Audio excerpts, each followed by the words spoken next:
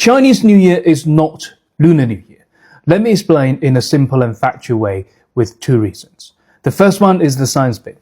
A lunar calendar only follows the moon, and there are around 354 days in a lunar year, 11 days shorter than the solar calendar, the Gregorian calendar that we follow. If you only follow the moon, your calendar will drift through the seasons. The lunar spring will then fall in summer, autumn, and then winter.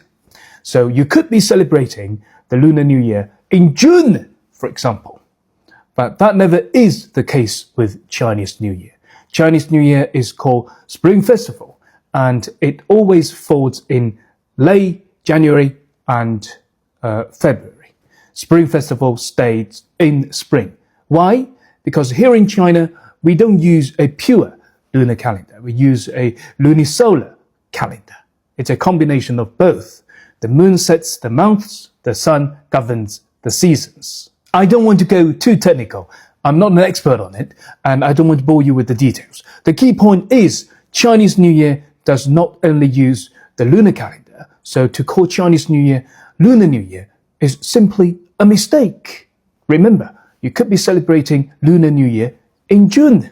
Now, I am not a skeptical person, and I like to think that this mistake was a mistake of negligence. Otherwise, it goes beyond science into morality. You see, I'm a Chinese citizen, but the language I'm speaking is called English. And it would always be English no matter how many countries adopt it as an official language. Why? Because English originated from England. And that origin matters. It deserves to be recognized. It deserves to be respected. The same principle applies here. Chinese New Year originated here in China. It didn't originate from the moon, and certainly not from other Asian countries. So it should be called Chinese New Year. Now, sharing traditions is a great thing. Celebrating different cultures together is even more amazing. But renaming someone else's tradition is not. I recognize that in many Asian countries, Chinese New Year has evolved and somehow become part of their own culture. I welcome that. I think it's a wonderful thing. Just like how English has evolved and developed in America, in Australia. You know, it's become their own language. But the word English has never been taken from American English or Australian English.